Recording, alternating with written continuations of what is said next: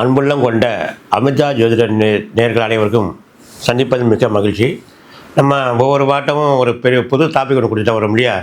இந்த வாட்டி நம்ம லைஃப்பில் நல்ல பார்ட்னர் அப்படின்னா எப்படி இருக்கும், அதாவது வாழ்க்கை பார்ட்னர் நல்லா அமைஞ்சால் லைஃப்பு எப்போயுமே சுகமாக இருக்கணும்ல, அந்த மாதிரி அமைக்கிறதுக்கு என்ன ஜாதகம் நம்மளுக்கு பொருந்தி வரும், அதுதான் இப்போ இந்த வாட்டி நம்ம பார்க்க போகிறோம்.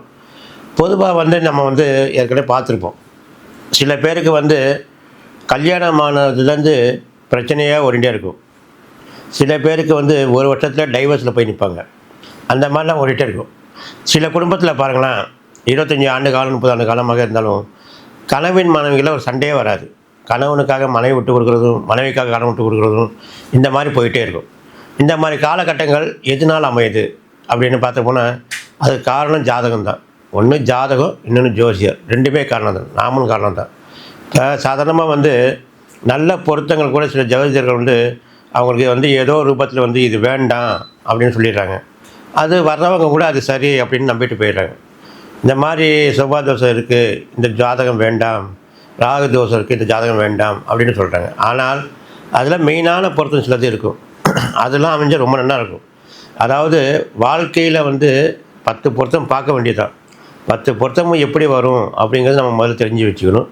நம்ம ஜாதகத்தில் இந்த மாதிரி பையனுக்கு இந்த மாதிரி பொண்ணு ஜாதகம் எடுத்தால் அவர்கள் வாழ்வில் எப்போதுமே மகிழ்ச்சியாக இருப்பார்கள். இது 100% உண்மை. ஜாதக ரீதியாக நம்ம ஏற்கனவே பார்த்துருக்கோம். நிறைய பேர் அப்படியே பார்த்துருக்கோம். இவங்க இவ்வளோ சந்தோஷமாக இருக்காங்களே, இவங்களுக்கு டெய்லி சண்டையாக இருக்குது, அந்த மாதிரி ஜாதகம்லாம் எப்படி அமையுது அப்படின்னு பார்க்க போனால், நம்ம குடும்பத்தில் சாதாரணமாக நம்ம ஒரு ஜாதகம் கொடுக்குறோம் வெளியிலன்னு வச்சுங்க, பொருத்தம் பார்க்குறோம், எல்லாமே பார்க்குறோம், 8 பொருத்தம் இருக்குங்கிறா, 10 பொருத்தம் இருக்குங்கிறா, அப்படியும் பிரச்சனைகள் வர்றது.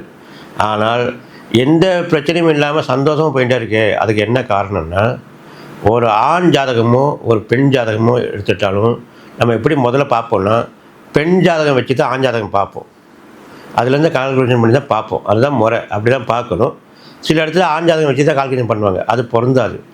இருந்தாலும் இப்போ நம்மளுக்கு இந்த 10 பொருத்தமும் எப்படி வருதுன்னா, ஒரு ஆண் ஜாதகம் ஒரு பெண் ஜாதகம் இருக்குன்னு வச்சுங்களோம், அந்த ஜாதகத்தில் சமசப்தம ராசி அப்படின்னு சொல்லுவாங்க. அதாவது நம்முடைய ராசி என்னவோ அதுலேருந்து 7ஆம் ராசியாக ஒரு மாப்பிள்ளையோ ஒரு பொண்ணோ அமைஞ்சிட்டாருன்னா அவங்களுக்கு 10 பொருத்தமும் உண்டு.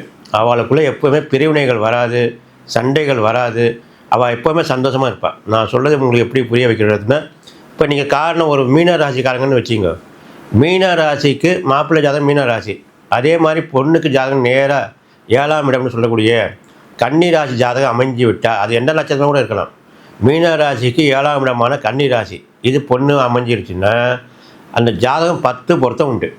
நம்ம நட்சத்திரம் பொருத்தம் பார்த்து வாங்க வேண்டியதில்லை. சம சப்தம ராசிக்கு 10 பொருத்தங்கள் உண்டுன்னு நம்ம பஞ்சாங்கத்திலே கொடுத்துருப்பாள். அந்த மாதிரி பார்க்கும்போது அந்த மாதிரி அந்த ராசி அமைஞ்சிருச்சுன்னா அவள் வாழ்நாள் கூடவே சந்தோஷமாக தான் இருப்பாள். எந்த பிரச்சனையும் வராது அவட்ட.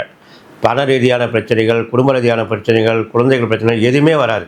அவள் 2 பேருமே அப்படி அந்யோன்யமாக இருப்பாள். அந்த மாதிரி அமைய ஜாதகம் தான் இந்த சம சப்தம ராசின்னு சொல்கிறது. பெண் ஜாதகத்திலேருந்து 7ஆம் ராசியாக ஆண் ராசி இருக்க வேண்டும், இல்லை ஆண் ராசியிலேருந்து 7ஆம் ராசியாக பெண் ராசி இருக்க வேண்டும். அப்படி இருக்குதுன்னா அந்த ஜாதகம் ரொம்ப நல்லா இருக்கும். நீங்கள் வெளியில் போய் பொருத்தம் காமிக்க வேண்டியது இல்லை. இப்போ சாதாரணமாக உங்கள் பையன் இல்லை உங்கள் பொண்ணு மேச ராசின்னு வச்சுங்க, மேச ராசிக்கு நேர் 7ஆம் ராசி துலாம் ராசி. அந்த துலா ராசி ஜாதகம் வந்துருச்சுன்னா நீங்கள் பொருத்தம் பார்க்காமலே அது ஓகேன்னு சொல்லலாம். ஏன்னா அது 10 பொருத்தம் உண்டு. சமசப்த ராசிக்கு 10 பொருத்தம் உண்டு. அதை மாதிரி நீங்கள் தைரியமாக அது கல்யாணம் பண்ணலாம். அவள் பண்ணுறதுல அவள்கிட்ட பிரிவினைகளே வராது. அதே மாதிரி ஏக ஆதிபத்தியம்னு சொல்லுவாள். ஏகாதிபத்தியம்னு என்னென்னா, இப்போ நாம் ஒரு ஜாதகத்தை கொண்டு போய் கொடுக்கும்போது இவங்க தனுசு ராசிக்காரர்கள், பொண்ணும் மாப்பிள்ளை தனுசு ராசின்னு வச்சுங்க, அதே மாதிரி மீன ராசி ஜாதகம் வந்துருக்குன்னு வச்சுங்க, இது ஏகாதிபத்தியம். ஏன்னா தனுசு ராசிக்கு அதிபதி குரு, அதே மாதிரி மீன ராசிக்கு அதிபதி குரு. இப்போ இது 2மே சேர்ந்துருச்சுன்னா ஜாதகம் இது சேர்ந்து தான் வரும். ஏன்னா இது ஏகாதிபத்தியம்னு சொல்கிறது. நம்ம இதுக்கும் தசாநாதன் குரு தான், அவனுக்கும் தசாநாதன் குரு தான். அதனால் ராசிநாதன் குருங்கிறதுனால இவாளுக்குள்ளே சண்டைகள் பிரிவினைகள் எப்போயுமே வராது. ஏன்னா இது வரைக்கும் இப்போ நம்ம ஜாதகத்தில் பார்த்துட்டே இருக்கும்போது இந்த மாதிரி ஜாதகத்தை சேர்ந்த உள்ளவங்க தான் இந்த மாதிரி பிரச்சனைகள் இல்லாமல் இருக்காங்க. குடும்பத்தில் ஒரு சந்தோஷமாக கணவன் மாட்டி எப்போயுமே விட்டு கொடுக்காமல் சந்தோஷமாக நிம்மதியாக, அதாவது காசு பணம் இல்லாமல் நிம்மதியாக இருக்காங்க. அந்த மாதிரி ஜாதகம் தான் இதெல்லாம். அதனால் நம்ம நேர்களை புரிஞ்சு வச்சிங்க. ஏன்னு சொல்கிறோம்னா, ஒரு ஜாதகத்தை நீங்கள் கொண்டு போய் பார்க்கும்போது, இல்லை இந்த மாதிரி உங்கள் பையன் ராசியிலேருந்து 7வது ராசியாக ஒரு ஜாதகம் வந்துருச்சுன்னு, அதே மாதிரி உங்கள் பொண்ணு ஜாதகத்துலேருந்து 7ஆம் ராசியாக ஒரு ஜாதகம் வந்துச்சுன்னா, அது தைரியமாக இறங்கி செய்யுங்க. ஒன்றும் பிரச்சனை வந்துடாது. அது ராசி நட்சத்திர பொருத்தெல்லாம் பார்க்க வேண்டியதில்லை. இது வந்து சம சப்தம ராசிக்கு 10 பொருத்தங்கள் வந்துடும். இந்த 10 பொருத்தங்கள் வந்தாலே அவள் லைஃப் ரொம்ப நல்லாயிருக்கும். அதில் குழந்தை பாக்கியமும் வந்துடும், குடும்பத்தில் வந்து மாங்கல்ய பலம் வந்துடும், எல்லாமே வந்துடும். அதே மாதிரி ஏகாதிபத்தியம் அதையும் ஞாபகத்தில் வச்சுங்க. இப்போ ரிஷபராசி பையனாக இருக்குன்னு வச்சுங்க. நீங்கள் வந்து நேராக வந்து 7ஆம் இடத்தை பார்க்கும்போது ரிஷபராசிக்கு நேர் 7ஆம் இடம் வந்து விருச்சிக ராசி வரும். அப்போது ரிஷபத்துக்கும் விருச்சிகத்துக்கும் நேர் அந்த மாதிரி வரும்போது அது வந்து சமசப்தம ராசி அப்படி ஆயிடும். அதே மாதிரி விருச்சிக ராசி வந்து இப்போ உங்களுக்கு வந்து ஒரு பொண்ணு கிடச்சிருக்குன்னு வச்சுங்க. விருச்சிக ராசிக்கு அதிபதி வந்து செவ்வாய். மேச ராசி பையன் வந்துச்சுன்னு வச்சுங்க, அதையும் நீங்கள் தைரியமாக செய்யலாம். ஏன்னா அதுக்கு அதிபதி செவ்வாய். அதுக்கு பேர் ஏகாதிபத்தியம்னு பேர்.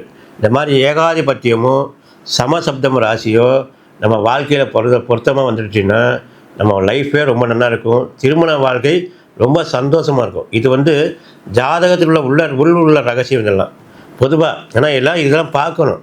இதெல்லாம் பார்த்து சில பேர் என்ன பண்ணுறாங்கன்னா, இது பார்க்காமலே இந்த மாதிரி ஏகாதிபத்தியம் சமசப்தமாக வந்தாலும் சரி, இது வந்து செவ்வாய் தோஷம் இருக்குங்க, இந்த ஜாதகம் வேண்டாம், இது ராகுகேது தோஷம் இருக்குங்க, இது வேண்டாம்னு சொல்லி அனுப்பிச்சிடுவாங்க சில பேர். இது என்னென்னா நல்ல ஜாதகமே விட்டு போயிடும். அந்த மாதிரி ஒரு சூழ்நிலைகள், அதாவது நம்ம நேரங்காலம் இருக்குது இல்லையா, நம்ம வந்து ஜோதிடம்ல தப்பு சொல்ல முடியாது. நம்ம நேர காலம் அந்த மாதிரி இருக்கும், அந்த மாதிரி போய் மாட்டோம். ஆனால் நீங்களே தெரிஞ்சுக்கலாம். இது வந்து நம்ம நேர்களுக்காக நம்ம ஓப்பனாக இப்போ சொல்கிறோம். ஏன்னா சில நேர்கள் வந்து ரொம்ப இதெல்லாம் கேட்குறாங்க. இந்த மாதிரி நம்ம வந்து பார்த்து நாமளே செய்கிற மாதிரி தான் எப்படி இருக்கும், அதெல்லாம் கொஞ்சம் சொல்லுங்கன்னு. அந்த மாதிரி சொல்கிறச்சே இதெல்லாம் பார்க்கும்போது நம்ம நேர்கள் இதெல்லாம் தெரிஞ்சு வச்சுங்க. இதை ஒரு குறிப்பாக நீங்கள் எடுத்து வச்சுக்கலாம். இப்போ ஜாதகம் வெளியே கொடுக்குறீங்கன்னா இதெல்லாம் வச்சு ஒரு குறிப்பாக இது நீங்களே எண்ணி பார்த்து அந்த மாதிரி வரும்போது நீங்கள் பார்த்து வாங்கலாம். இதெல்லாம் வந்து 100% நல்லா இருக்கும் ஃபுல்லாகவே. அதனால் இதெல்லாம் பாருங்கள். இதெல்லாம் பார்த்துட்டு நீங்கள் வந்து லைஃப்பில் வந்து உங்கள் பசங்களுக்கு பையனுக்கோ ஜாதகம் வெளியே கொடுக்கும்போது இந்த மாதிரி அமைஞ்சிச்சுன்னா நீங்கள் வந்து கண்டிஷனாக கல்யாணம் தைரியமாக இறங்கி பண்ணலாம். காரணம் இதான், ஒரு ஜாதகம் எப்படி அமைஞ்சால் திருமண வாழ்க்கை சந்தோஷமாக இருக்கும், இதான் காரணம். இந்த மாதிரி பார்த்துங்க. மேற்கொண்டு உங்களுக்கு வந்து இப்போ இந்த ராசி இந்த மாதிரி வரலன்னா நட்சத்திரம் பொறுத்தெல்லாம் பாருங்கள். நட்சத்திரம்லாம் பொறுத்தெல்லாம் பார்த்து வாங்குங்க.